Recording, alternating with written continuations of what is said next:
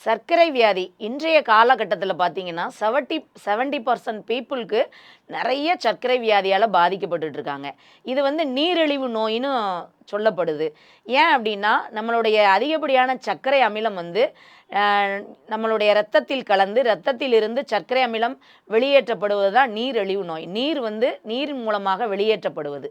அப்போ இந்த மாதிரியான சர்க்கரை வியாதி வந்து 2 வகையாக இருக்கு. டைப் 1 இருக்கு. அதுல வந்து இன்சுலின் சுரப்பு இல்ல. ரொம்ப லோவா சுரக்கிறது. இன்னொன்னு என்ன அப்டின்னா, இன்சுலின் சுரக்கு, அது பற்றாமை போகுது. இந்த மாரியான 2 விஷயங்கள். டைப் 1ல பார்த்தீங்கன்னா, உடல் எடை அதிகமாக இருப்பாங்க.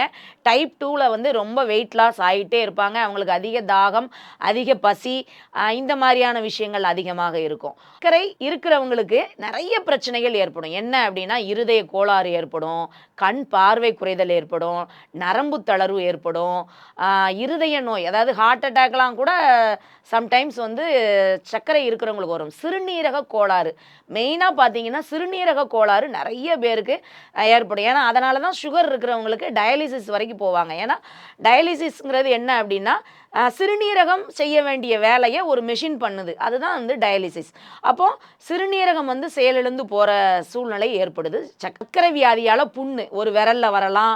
இந்த சூழ்நிலையில விரல எடுக்கிற மாரி சூழ்நிலைகள் வரும். இன்னும் சிலருக்கு காலையே எடுக்கிற சூழ்நிலைகள் வரும். இந்த மாதிரி சர்க்கரை வியாதினால கால் அழுகி போற சூழ்நிலை கூட ஏற்பட்டுரும். அப்போ இதை எல்லாத்துக்கும் அடிப்படை தீர்வு என்ன அப்படின்னு நம்ம பார்த்தோம்னா, ரத்தத்தில் உள்ள சர்க்கரையை பிரித்து வெளியே எடுக்கணும்.